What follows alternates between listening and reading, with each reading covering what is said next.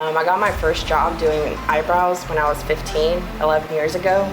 You're gonna sacrifice a few years now, and then it'll all be worth it in the end.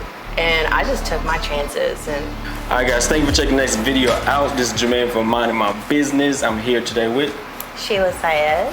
All right, so we're gonna talk about how she acquired our salon and what's the ups and downs of running our own business. So let's get into these questions. First of all, what kind of business do you have? So I have two businesses. One is an open floor salon and one is individual suites.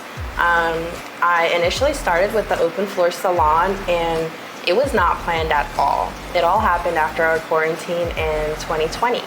It made me realize that the system doesn't always have your back and you need to have something of your own to fall back on. So I just took it head on. I wasn't prepared. It started with one booth, one station, and whatever profits I would make from that, I would invest it back into the business, and I kept going from there, and here we are. So what's the difference between, you say it was an open salon? Open floor. And what's the other one? So inside of here, we have closed rooms. You'll get more privacy that way, and on the open floor, it's also booth rent, but we all work together. So having the individual rooms over here, it's great for entrepreneurs who are wanting to get their business started, but they're not quite ready for such a big commitment, like opening up an entire shop by themselves.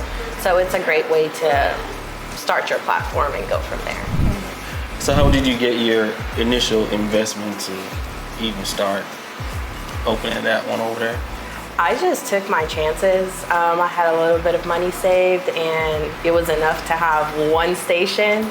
So I just got started, saved all my money, all my profits would go back into it, and I added more stations. So it was just me at first, and now I've got 5 to 6 girls in there with me. And then over here, we've got about 6, 7 people as well. Obstacles you have to overcome to get where you're at right now, having 2 different suites?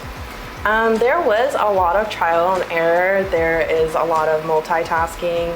There's a lot of management behind the curtains. I can just be honest, it's not easy. It's a lot.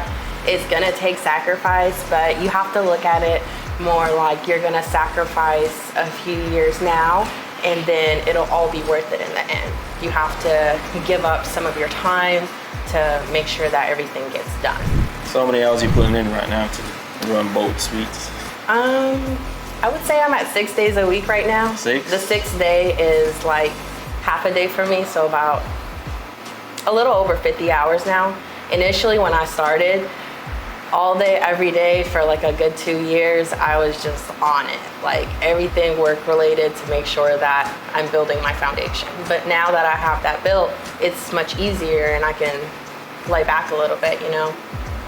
So do you also work in the salon as well, or you just run it?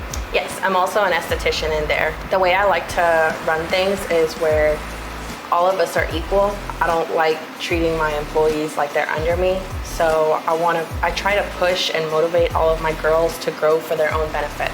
Because even in the open floor salon, I don't do commission, I don't do paid checks, I do strictly booth rent. So it's up to them how far they want to grow their business.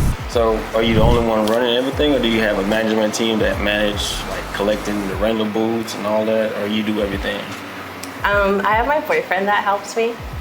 He helps with the paperwork, anything techie. I'm not great with computers, so I have that advantage. Starting out your business, what sparked the inspiration to have your own salon? Was it you driving by and you see salons and you was like, I can do that? Or? So ever since I was a kid, I've been interested in the beauty field. I got my first job doing eyebrows when I was 15, 11 years ago.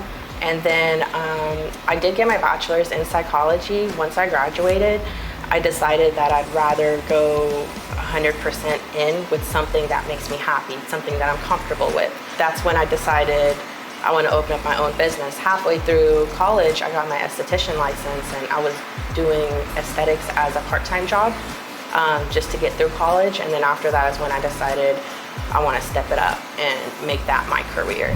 So running the salon, kind of what's the hardest thing you face right now? The hardest thing that I face is that I only have 2 hands and everybody is so needy. Not in a bad way, it's just that there's only so much I can do within a certain time period in a week. So like for example, the lash clients, once you initially come in for a full set, you're coming back to see me every 3 weeks for your fill-ins. So it's just having to put everybody on my books and try to make everybody happy. How do you schedule your bookings? Is it on a website? Do they call you? Do you have a bookkeeper? How do you? I use this app called Square Appointments. They have their own app for just doing transactions, and then they have one for people like us who need the booking site as well. So I don't really have to communicate with my clients that much because they can go on the website, reschedule, book appointments, and do all of that on their own. So you say you have a website, or is it just through the Square app? Through Square. So whenever you do sign up with Square, they let you customize it for all of your services, what you offer, and it's kind of like a website but through Square. Yeah. And it'll have all the information on there for them. So what's your biggest expense right now? Probably be my lash supplies. With the client turnaround, with them consistently coming back every 3-4 weeks to get their fill-ins, I have to be on top of making sure that I have my supplies available to get their services done. So do you manage getting your supply? Do you have one person you go to? You have a bunch of people, or how do you manage? Most of my supplies come from Amazon, and then a few of them are where I reached out to the company directly, and you get it cheaper that way, but the only downfall is that you have to buy it in bulk. So you're just gonna have a large amount instead of ordering 1 box or 2 boxes at a time.